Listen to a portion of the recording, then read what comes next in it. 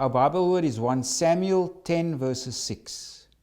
Then the Spirit of the Lord will come upon you, and you will prophesy with him and be turned into another man. So first, let us look at 1 and 2 Samuel. That's necessary because as books, they're not separate, they belong together. They come from the same context and are around similar themes and tell, one long continuous story. And if we look at the history of Israel, if we go back to the beginning, about 1400 BC, that's more or less the time when the Exodus happened, and a bit later the conquest of the Promised Land, and that inaugurated the period of the Judges. And that lasted until about 1020 BC when the first king arrived, and then kings reigned for about 400 years, be it for the northern kingdom of Israel or the southern kingdom of Judah mostly, until about 586 BC. That's when the destruction of the temple took place. That's when the last king reigned. Then there was a period of exile until about 539 BC. And in that time period, the Philistines also arrived. And they were present in the land of Israel from around the 12th century BC to roughly 604 BC. They were destroyed by Nebuchadnezzar. So the same guy who destroyed the temple in Jerusalem also destroyed the Philistines. But they were there for a long part of Israel's history. And the Philistines derived from what is known as the Sea Peoples. And they perhaps came from Crete or Asia Minor. They settled all over the places in the ancient Mediterranean world, and they were very competent sea travelers. I mean, they were expert navigators, very good seafarers, and they traded with all sorts of people. Even as far as England, remains of them have been found. Even in northwest Africa, their presence have been discovered. But they were especially active in the Mediterranean Sea. And they settled in the coastal plain of Palestine. And if you look there on the map, there, Philistia, that's where they settled. But then they started expanding northeastwards into the area of Dan, and they also started attacking the northern Israelite territory. They actually defeated the Israelites in Ephraim. So they were a real menace and a real threat to the 12 tribes at that time. And even Samuel, the prophet, he was also engaged in some campaigns against them and actually also defeated them, but it wasn't permanent. We can read about that in 1 Samuel 7 verses 5 to 14.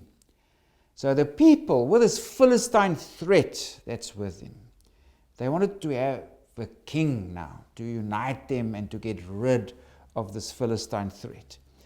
Because the Philistines, they were settled there along the plain. If we look at this map, those cities of Gaza, Ashkelon, Ashdod, Ekron, as well as Gath. So they started expanding northeastwards, and they actually attacked Israel in 1020 BC. That's the same year when Saul became king. So this was the time the people called for a king, so that they can be united and confront this threat from the Philistines.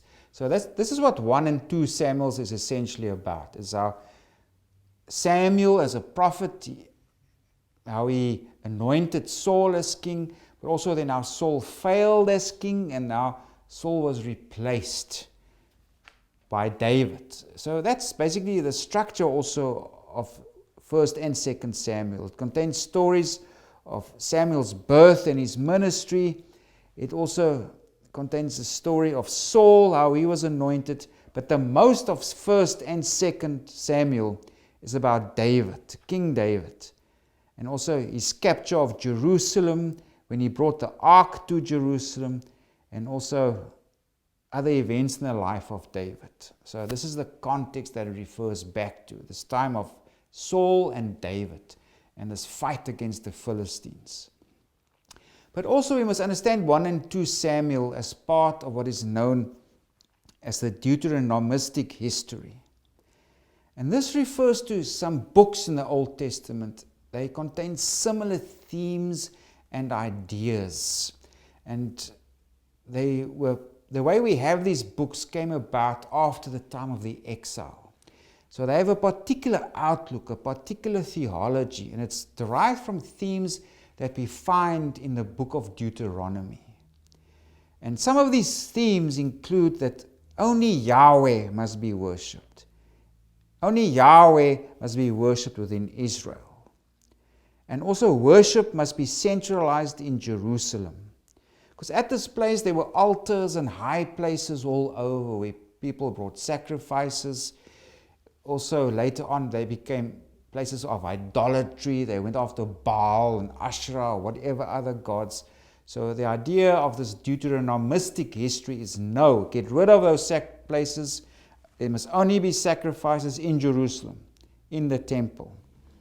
Another important theme of this is that Israelites are God's chosen people. And God has made a special covenant with the Israelites. Also with this came this idea that outsiders must be exterminated through war or conquest. So that's like what we find in Joshua. Joshua is part of this Deuteronomistic history. God, Yahweh is only concerned for the Israelites, for no one else. That's part of this theology. So God has also made a covenant with Israel, and God will bring blessings on Israel if they are obedient. But if Israel's not obedient, they'll be cursed. So they'll be cursed if they are disobedient. So that's a few of these themes that come across in this Deuteronomistic history, derived from the book of Deuteronomy. And the books that is relevant here is Joshua, Judges, 1 and 2 Samuel, and 1 and 2 Kings. So if you read these books, be aware of this particular perspective from some scribal groups that came together after the time of the exile.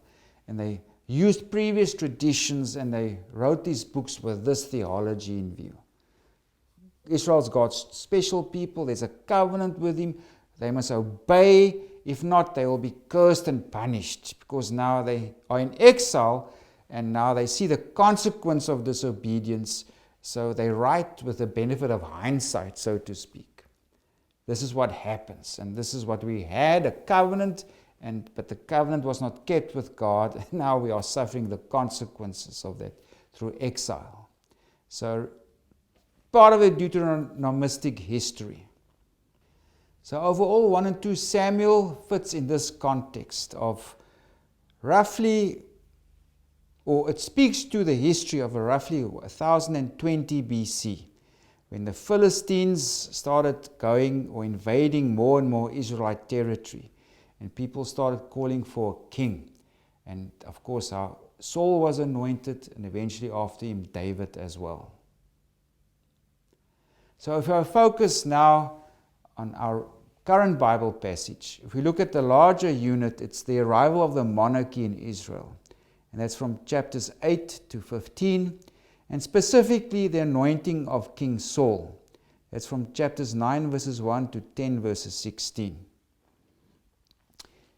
If we look at that graph again, you can see there at 1020 BC, that's when the anointing of Saul took place. That is also the time period of Samuel. Samuel's regarded as the last of the judges, and also as the first of the important prophets.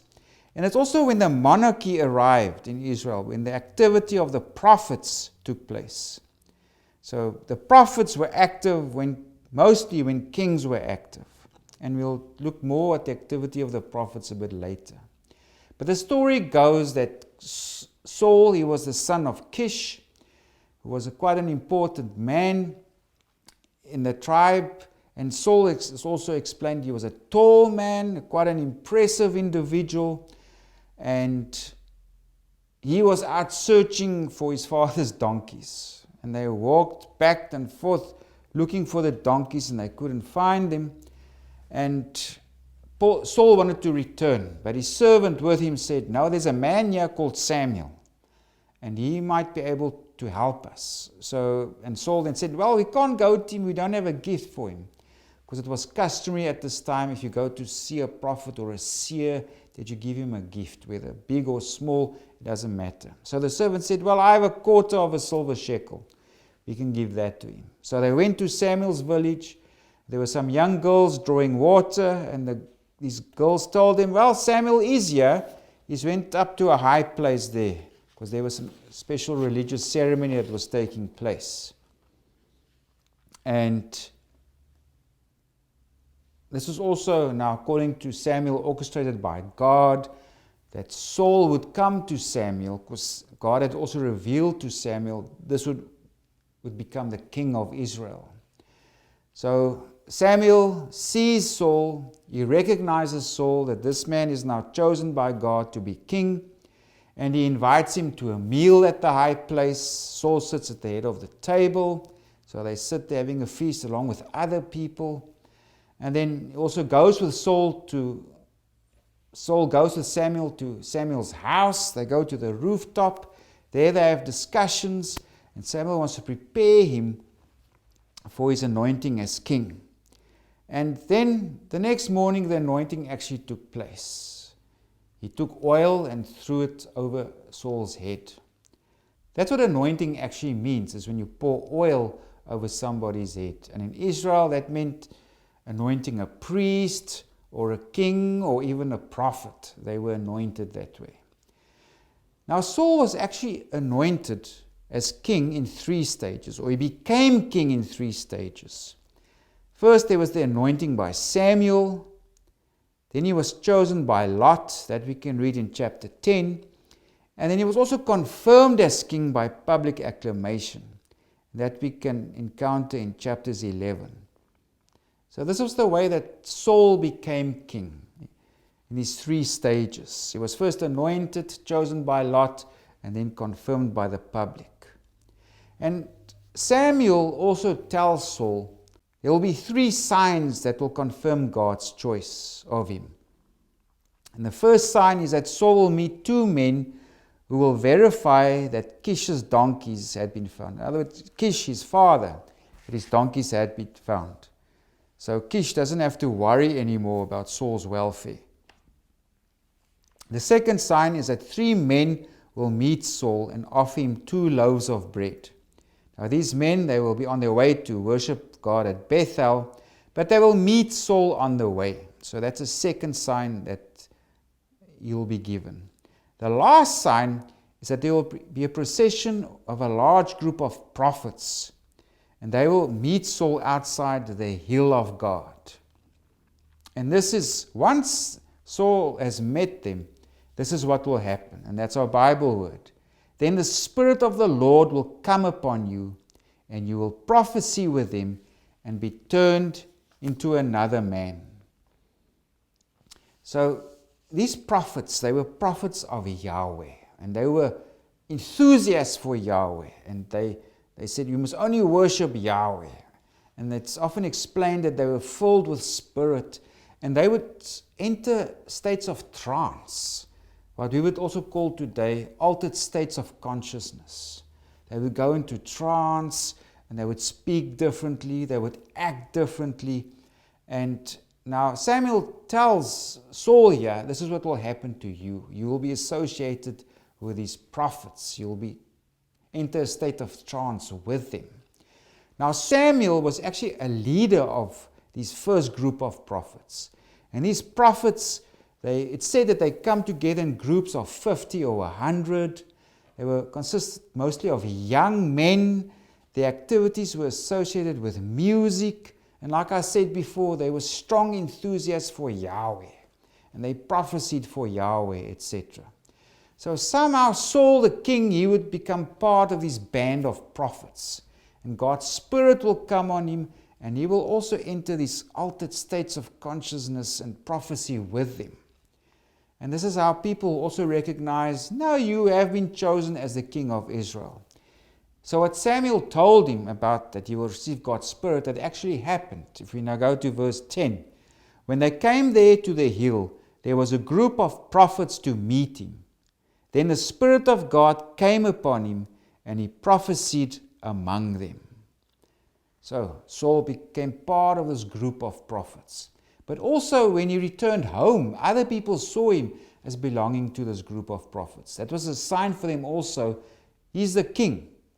If we go to verse 11, and it happened when all who knew him formerly saw that he indeed prophesied among the prophets, that the people said to one another, "What is this that has come upon the son of Kish?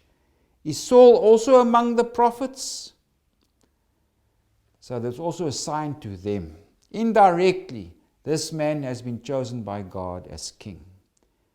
So this is about roughly 1020 BC, if you follow the biblical history and chronology. This was the time when King Saul was anointed as a king of Israel through Samuel the prophet. It was to help resist the Philistines who were making inroads into their land. And Saul would become king, and of course, eventually things didn't go so well for him because he disobeyed God's instructions, and eventually he was to be replaced by King David.